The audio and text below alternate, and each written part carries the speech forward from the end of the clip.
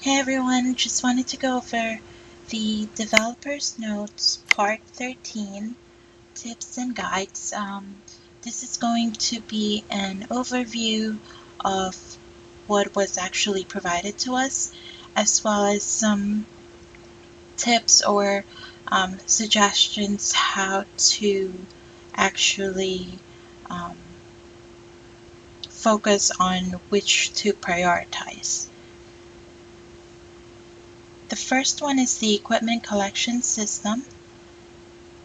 And as soon as you do the actual update or the patch, the first thing you're going to notice is that you'll have all of these massive achievements that are going to spam you if you have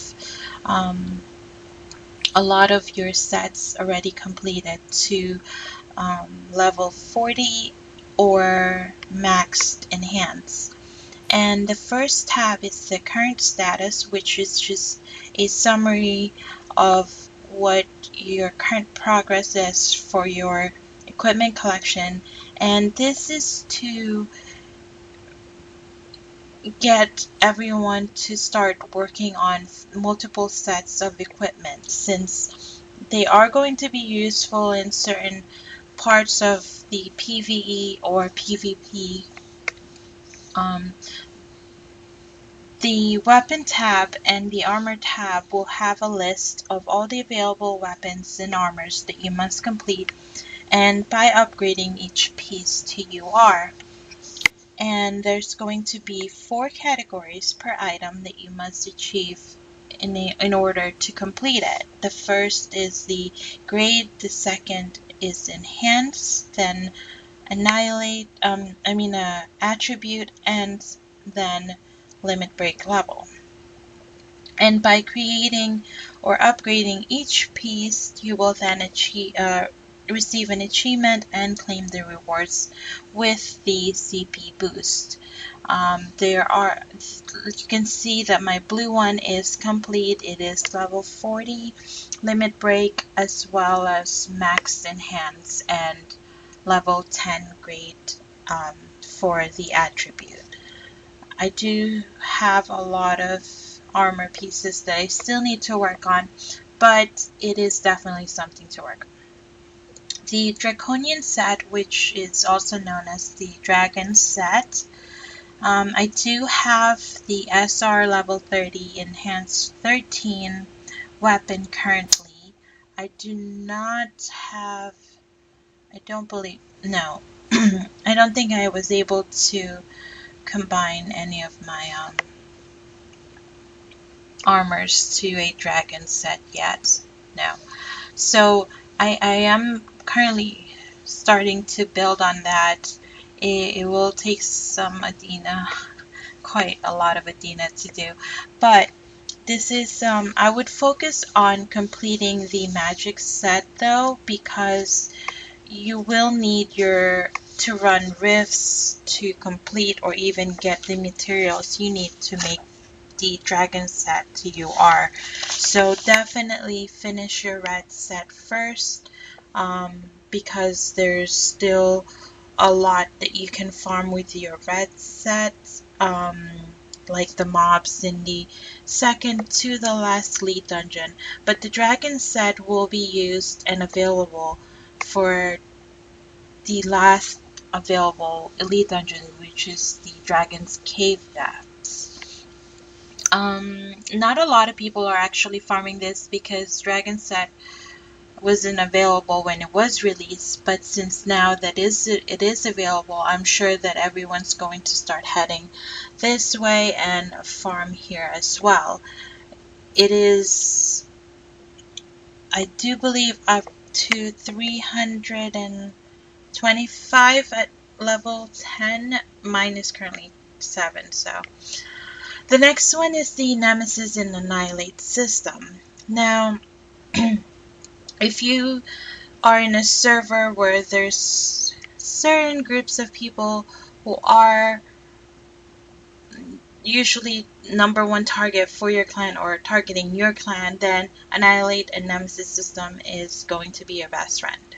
So under the Friends tab, there's the Nemesis tab, and it's it will list all the ones who has killed you in the past 7 days, and that's up to 20. So currently I've only been killed by one person, and this actually happened a couple of days ago. And he did annihilate basically my entire clan at the time when it was released, just to be the #1 target for the server. He has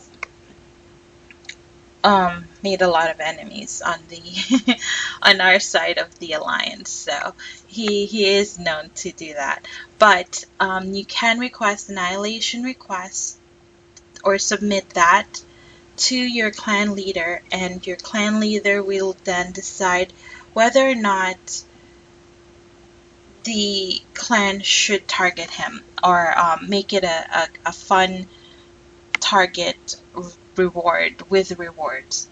And that is where the Annihilate system comes in. So the Annihilate system will actually go be under the clan tab, and here I'm just gonna go submit the actual Annihilate request so you guys can see what it actually looks like. You submit that, and then go back to the clan Annihilate system, and your clan leader will then see the request and whether or not he or she will reject or declare annihilation. So under the clan leader shop, there's the token, which is 150 blue diamonds to obtain. The next one is the Alliance Mercenary system. Now, this system is actually pretty...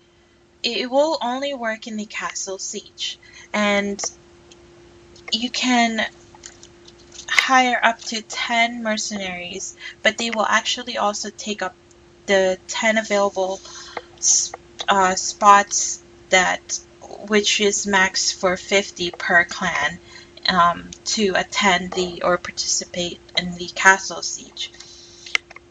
So for example, if you have 50 members, only 40 can come in, and then the 10 mercenaries will then be able to port in. It does require you will have to wait 30 minutes prior to the event to actually port in to help your clan from your alliance.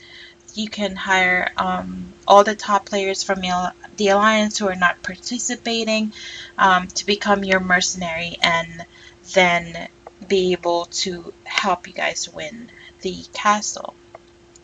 The mercenary system actually eliminates the cooldown that players have for porting to another clan. So if they are on cooldown for, let's say, 30 days max, instead of waiting for their reset, they can actually port in to the actual castle siege event. And it's pretty good and also pretty unbalanced at the moment. So clan achievements or improvements, sorry.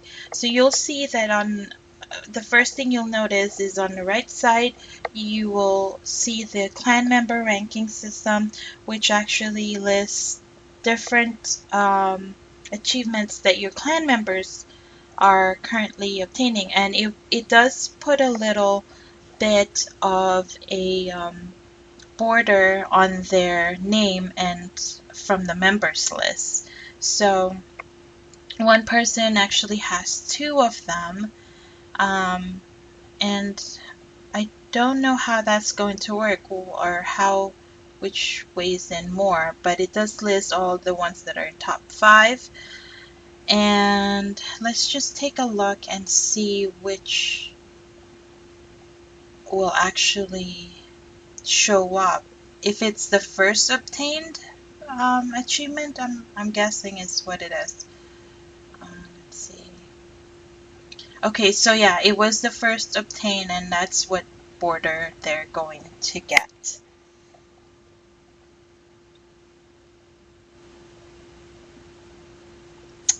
and the alliance is now a little bit much more organized in a sense, because it does, you'll have all the settings. There's a lot of changes with the alliance. It costs 200k proof of blood to purchase or create an alliance team, and currently it will also show which of the members in all alliance are online and offline, and also the ranking. So currently our clan is number 2, and the top alliance is actually the Fire Phoenix, Atlantis, and Revenge. So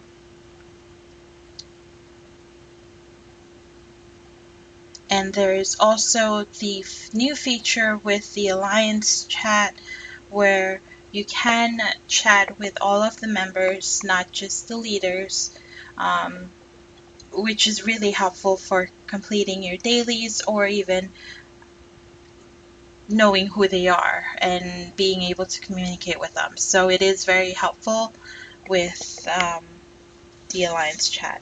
The next one is the Pixie Fireplace. So this is something that will give your clan members a chance to not just sit around in the clan hall during your fireplace, and you'll be able to obtain different rewards and items by selecting different pixies. So the golden is actually the gold or Adina pixie, and then extracting that kind of information. You can also have a summon clan members to your clan hall at any time.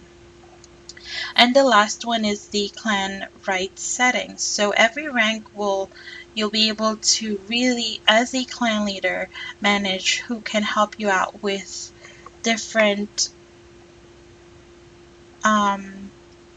responsibilities for your entire clan. So Magnadin, Capture the Flag, and Scarecrow. In Magnadin, you can now actually have a real time battle versus somebody who is in Magnadin with you. I'm just gonna see if anyone can actually come here to kind of show a preview of it. But what happens is you have to just click on a hero that you find in Magnadin, and this is only available in Magnadin. You have to actually be here, and if the hero accepts your request, then a flag will be created. And what the flag does is that it puts a 360 circle around both of you, and you have to stay in that border.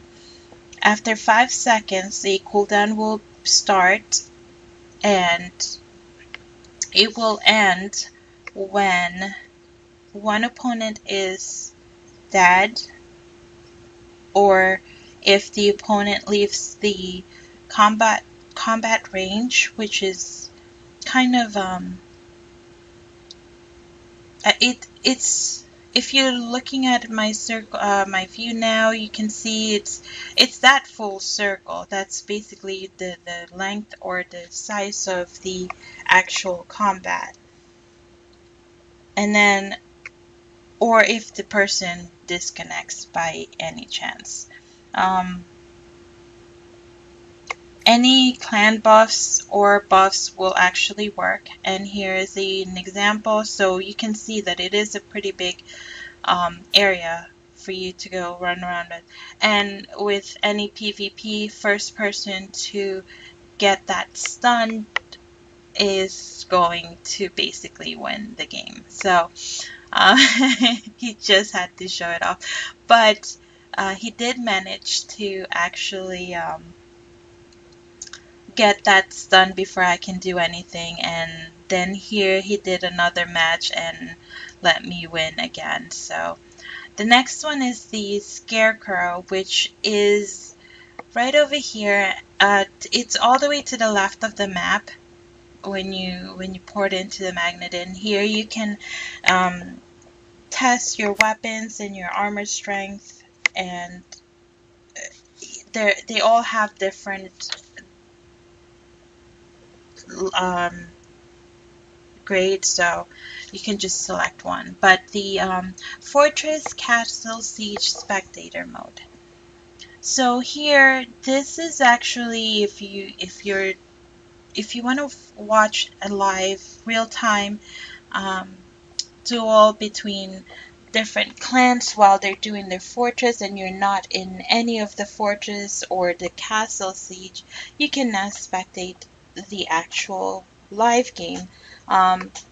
But it will only be available, but I think it's about 10 minutes prior to when the event starts. So instead of clicking join in as a participant, if your clan is actually going to do it, all you have to do is click that cannot join yet button, and it will actually list as spectator.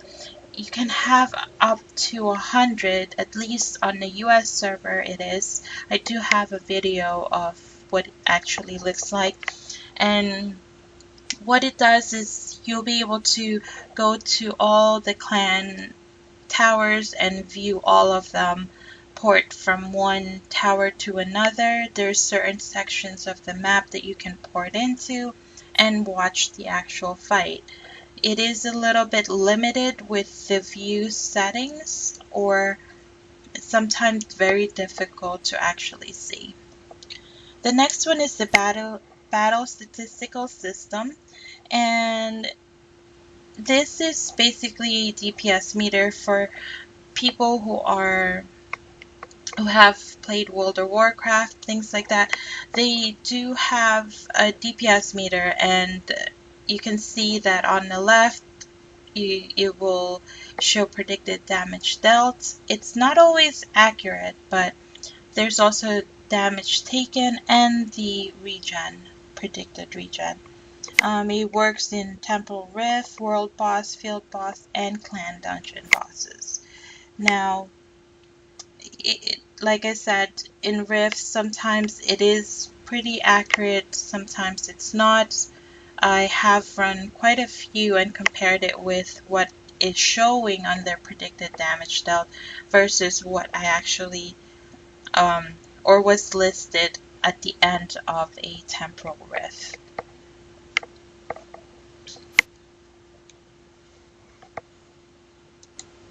The next one is the UR accessories. Now this is a very, very difficult system because there are 5 materials that you now must acquire, and UR accessory recipe it's decent to farm or obtain, not too bad, but the beads is actually the killer for this. It does take quite a long time to farm 1 or 2 pieces of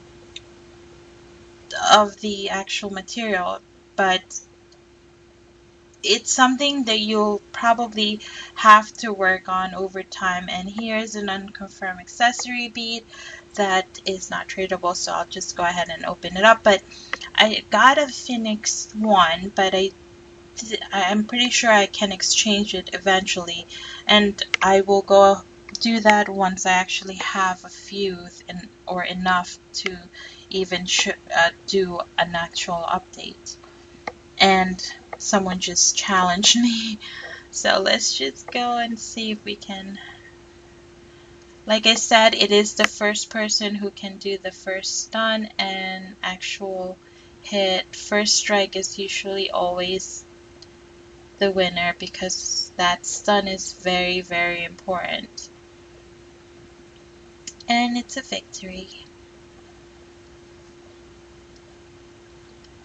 But like I said, with all the new equipments that are out now, you can also work on the dragon set while working on the accessory, you are upgrades at the same time, since they are all different materials, and there's the weapon, the armor, and now the accessories. Even though I would really like to focus on the accessories. By salvaging your SR accessories that you do not need, you'll get the 3 ripped fragments and the 1 ripped accessory fragment. So it's pretty good. Just need a lot of Adina to do it, but it is doable eventually. The next one is the chat report.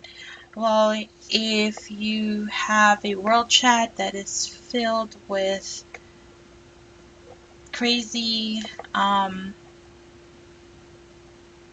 mean, ours is very entertaining, so I don't think I would ever use the report, but you can now have the chance to report any message that you don't particularly enjoy, and false reports will definitely be something that's not allowed, and you can do up to 3 reports per day. Just read the you just have to agree to the terms of service, because it can go back to you if you do a false report. Next one is the events. We currently have a login point shop event. This is by staying online, and you get 1 point per minute that you're online. So I did manage to get the SR limit break stones, so I'm working on the SR attribute stones. I finished the lucky box draw coupon, and the map fire is also pretty good. So I'm focusing on the ones that are hardest to get, really, since they are free items. You just have to be online for it. That's really all you have to do. So if you're farming beads, this is definitely the time to do it. The other event that is available is the Lucky Box event, which is also pretty good. And from the login, the previous event that I just showed you guys can obtain, I believe it's a total of 200 tickets, or maybe 100 tickets, but you can use that for this event to obtain any of the extra red pieces for the dragon set. It does change quite a few times, so just focus on the one that you are looking to upgrade, or at least try to. And we do have insane amount of rewards this week. This weekly login is actually one of the best ones I've seen since I started this game. There's the limit break stone SR attribute stones, and the last one I do believe is an equipment selection box. I believe it's an equipment. And then there's the monthly, the daily, and there's also now the today's schedule, which lists what is currently happening in the actual server. Bind letter events it's not even listed, but I guess that's the next one that's going to be added. Battle deck improvements. This is actually one of my favorite updates so far, because with so many sets and so many new things that you want to just quickly switch to, this is definitely a bonus. You can now even link or create different sets of talismans to match what it is that you're using with your cloak and your weapon. So you can change the name of what you're using. I currently have 6, and it costs 500 red diamonds to expand it, and it can go up to 10 slots. Now there's also color coding your bubbles, so you can see quickly as soon as you want to switch to that. I have it color coded to what the set is, so red and dragon are both red, and then elite, the pink one is just because I wanted to do that. Elite Dungeon and Hot Time bonus time. Here is another one that is actually really good as well, and it is because you do not have to waste your hot time and you have full control of it, because since you will have to manually start it when you are able to play the game. So if you do AFK like I do overnight in the Elite Dungeon, then this is definitely something that is very, very useful without wasting your extra time for the experience or bonus on the drops for POVs or RSS.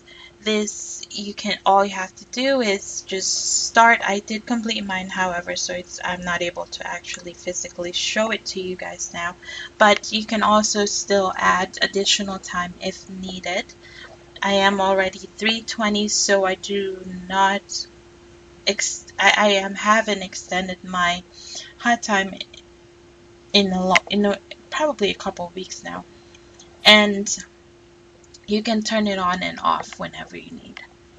Quest scrolls. The quest scrolls is the last part of this video, and this is one of my favorites because I do purchase the daily bundles, the monthly one, which will now allow me to progress or select auto progress for up to 20 scrolls in one click.